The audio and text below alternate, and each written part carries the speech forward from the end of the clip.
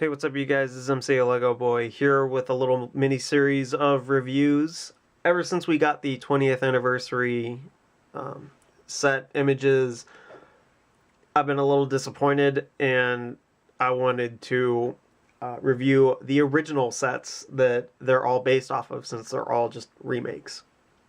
And within the reviews, I'll talk about each one, what comes with the new version, and how it's kind of changed and why it was chosen, stuff like that.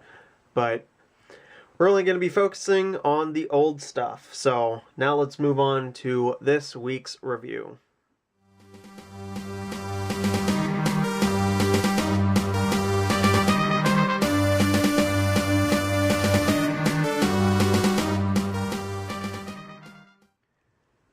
So our second set is from episode 1. The 20th anniversary is 75258, Anakin's Podracer, 20th anniversary edition. And that is based off of the original 7131 Anakin's Podracer. So, wow. Not a bad set to revamp in my mind. I think that it was a good choice. Nice small set, simple set. I know that when I was a kid, like, pod racers are cool. Pod racers are still cool to me to this day, of course, as you know, because I got frog racers all over the place. But yeah, this one, 7131. 136 pieces, and back in 1999 retailed for $15. So not bad. Not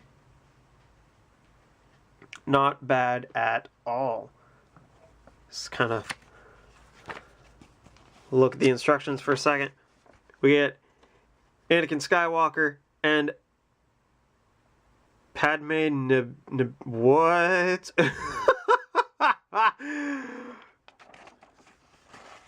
It's supposed to be Padme Amidala, but that says Padme Nabiria. What in the world? What did I get, like a French version of instructions? What the heck?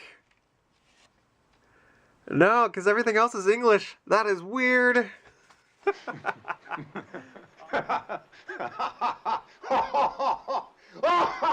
And it comes with a pit droid, which I'm already going to say, like, that's the best design for pit droid. I'm amazed that there wasn't even a pit droid designed for the 2011 Anakin and Sebulba's pod racers.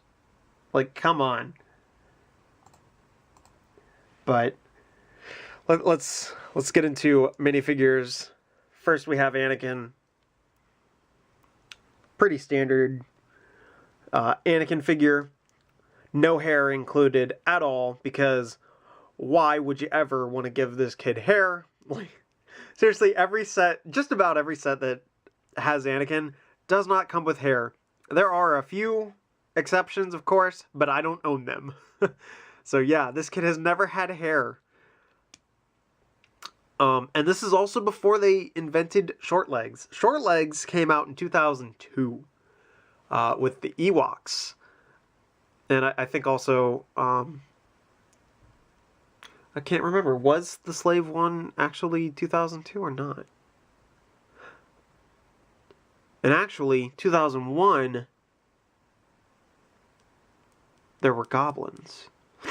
Alright, well, point is, they didn't have short legs yet in 1999, so we have long-legged Anakin.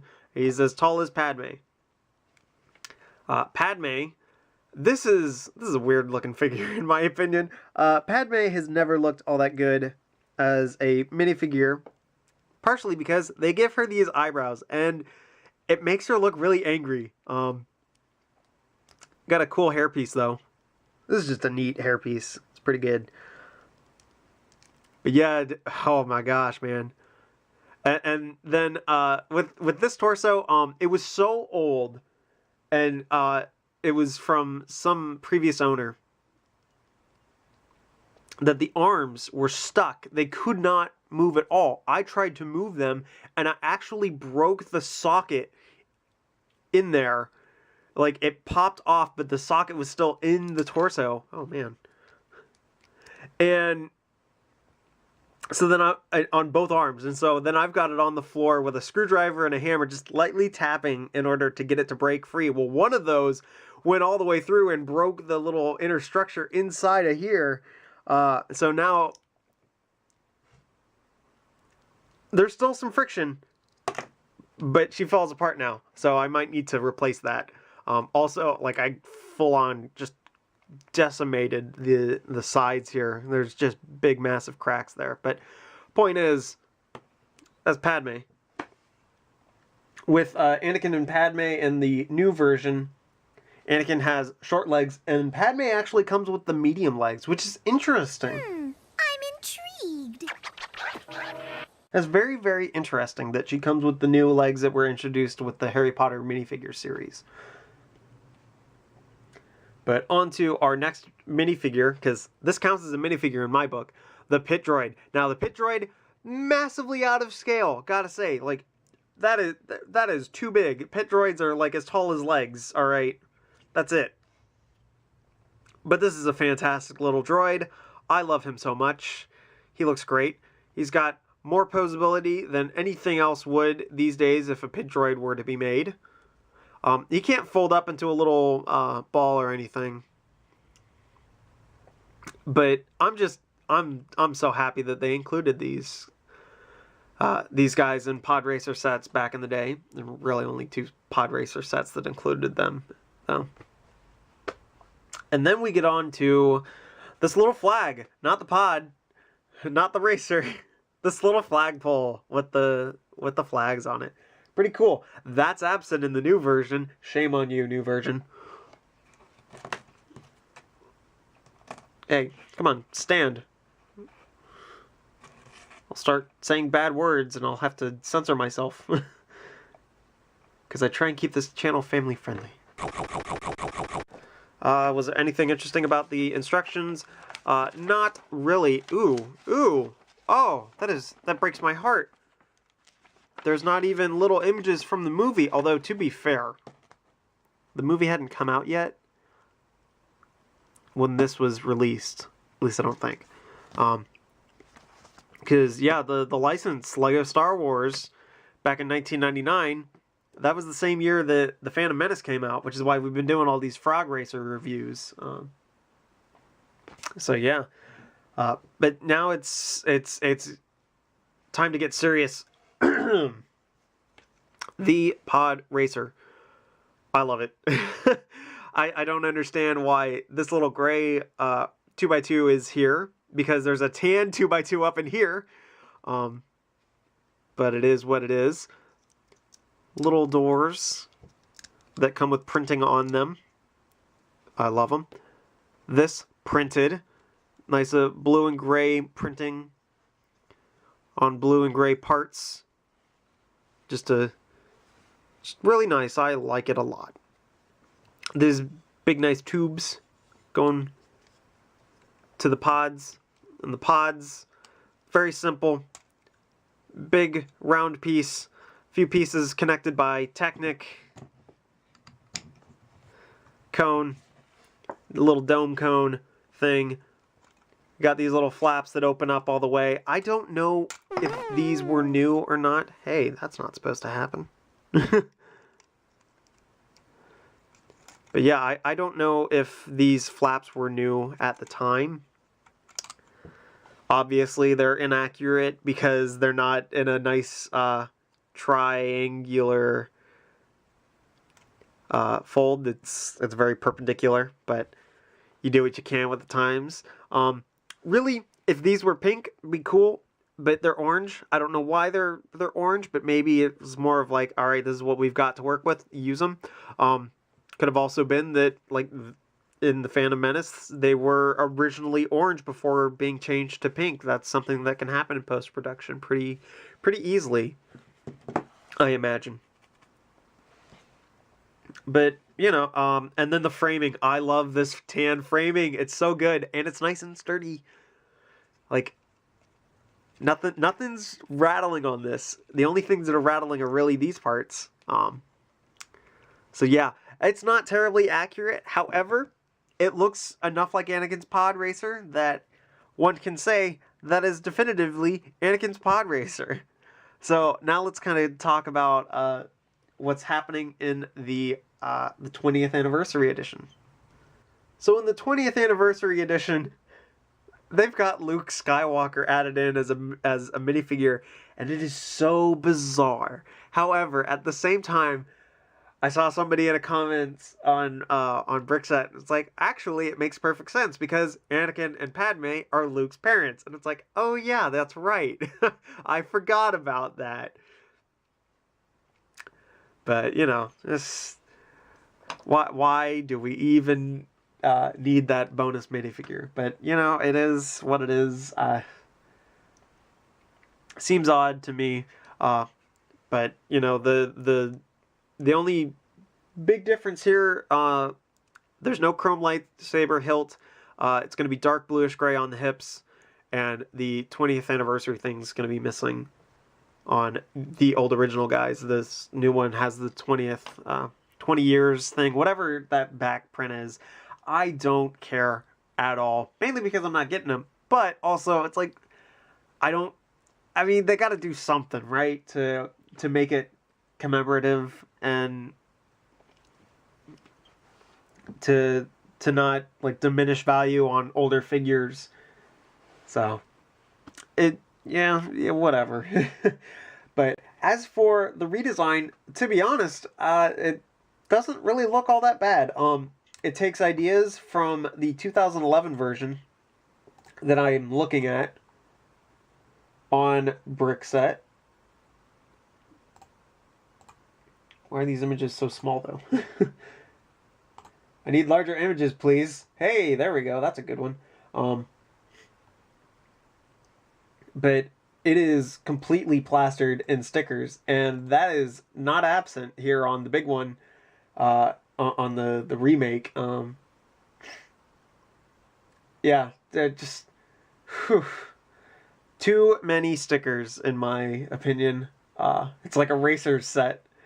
Which is not, like, out of place. It is a racer of some sort. It comes with the clear stand and, like, framework to hold it together. For me, that is not very appealing. Because, honestly, when even in the, like, official set image, it looks like the thing's, like, practically falling over because of how like poorly distributed the weight is, and also because like these Technic pieces that are being used, they're so they're the frictionless kind, and so that gives pieces just a little bit of wiggle room to flail about. I saw some people complaining that the tan framework on the older pods, like, they didn't like that. It's like, no, I love that because it's supposed to be on Tatooine. What is Tatooine covered in? Sand. So, it come on. You know, it's just, I'm also looking at the pod, the little inside part of the pod, and the 2011 version uses these yellow tires with 1x1 round bricks, and then this new one has a yellow wheel. Actually, it's a wheel, not a tire. A yellow wheel piece, and then a yellow cone, a yellow 1x1 cone. And I'm like, well, that's still not accurate, guys. We have the Baraki eye. Just use the Baraki eye. Like, turn it yellow, put it on two 1x1 little studs with holes in them, and you've got the perfect shape. Like, what are you doing? At least this, it's nice and round, you know? So, that could be better. But overall, I mean, I'm looking at it, and it's pretty good. It looks pretty good. So, this new one, it's 279 pieces for $30. For today's standards, that's not bad. That's not bad at all. And I saw a number of people saying that they'd get it. And to be honest, I mean, it looks pretty good. That goes for like just about all of these 20th anniversary sets. They all look really good. But the problem is that they're remakes of things. And for somebody like me that's been a fan for 20 years, probably more like I don't know, 18 years. But we bought a bunch of old stuff off of eBay before we knew about Bricklink early on. So, but for somebody like me that has pretty much all the old stuff, like some of the few things that I don't have is the original X-Wing. Like, that's about it. So for me, somebody that owns a lot of the old stuff, it's very unappealing to get a remake. I completely understand why they did remakes of sets, though. From what we've been told in like press conference type stuff, that they remade sets that were their most popular in the years that they came out. I have no doubt that this was an extremely popular set. Me personally, I always wanted Mos Espa Podracer more, and I got that first. And this Podracer is just one of the three that are in the Mos Espa Podracer set. So to give everybody just one Podracer that they could have, and with Anakin being like a lead in the movie, like an important character, it made sense. And of course, like, what kid's not going to want to like run around swooshing, man, swoosh. It's the best feature that has ever existed in all of Lego. Guys, come on, swooshing, it's awesome. But I can definitely see the appeal. I mean, it's a lot more accurate in this remake. So again, like, not a bad one, although I wouldn't have anywhere to put it. And I actually don't have anywhere to put this either. But you know, I own it mainly because of other people giving me their old collections, and it's like, oh hey, cool, I now own this set, even though I already technically have it in Mos Espa Podracer. But that is all I really have to say. Not a bad addition to the 20th anniversary collection of stuff. And I talked about this a lot more than I thought I would. So this has been MCLegoboy with 7131 Anakin's Podracer, with a lot of extra commentary on 75258 Anakin's Podracer 20th anniversary edition. See you guys.